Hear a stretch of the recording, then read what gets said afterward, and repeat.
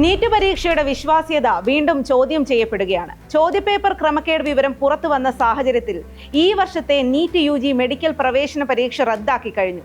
May 3 നടന്ന പരീക്ഷയുടെ ചോദ്യപേപ്പർ ചോർന്നുവെന്ന് വ്യക്തമായതോടെയാണ് പരീക്ഷ റദ്ദാക്കിക്കൊണ്ടുള്ള തീരുമാനം വന്നത്.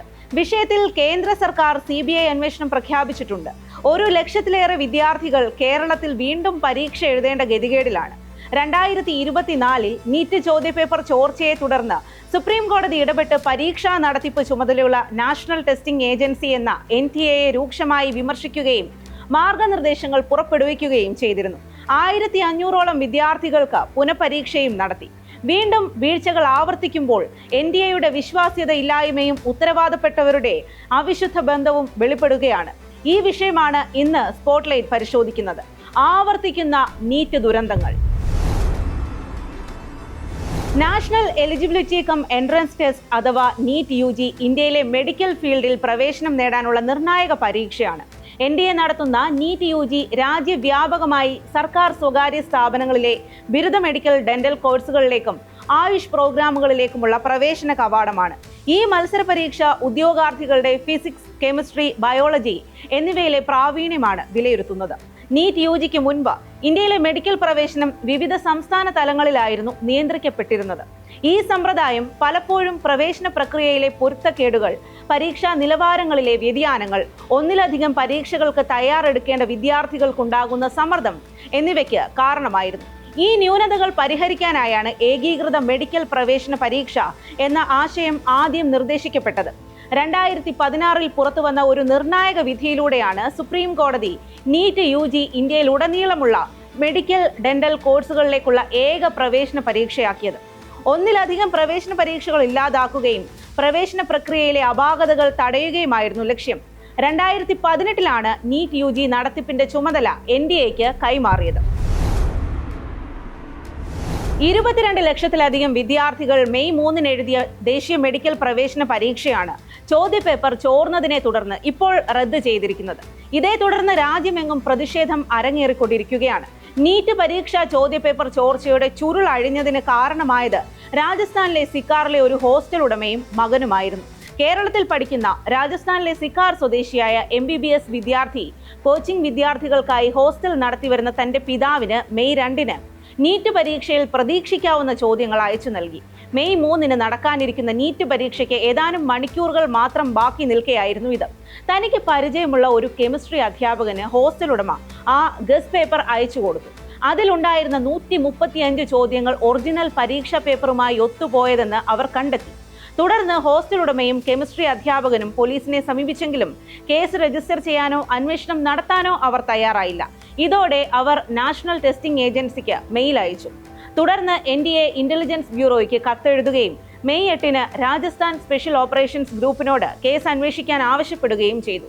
കേന്ദ്ര സർക്കാർ CBI അന്വേഷണം പ്രഖ്യാപിക്കുകയും ചോദ്യക്കടലാസ് ചോർച്ചയുടെ സൂത്രധാരനെന്ന് കരുതുന്നയാളടക്കം 6 പേരെ കസ്റ്റഡിയിൽ എടുക്കുകയും ചെയ്തു. 2024 മെയ് 5 2.4 ദശലക്ഷത്തിലധികം വിദ്യാർത്ഥികൾ എഴുതിയ നീറ്റ് പരീക്ഷയുടെ ചോദ്യപേപ്പർ ചോർന്നുവെന്ന് ആദ്യമായി ആരോപണമുയർന്നത് സമൂഹ മാധ്യമങ്ങളിലാണ്. ഫലം പ്രസിദ്ധീകരിച്ചതിന് പിന്നാലെ പരീക്ഷാ നടത്തിപ്പിലും ഫലനിർണയത്തിലും അപാകതകൾ ചൂണ്ടിക്കാണിച്ച് രക്ഷിതാക്കൾ രംഗത്തെത്തി.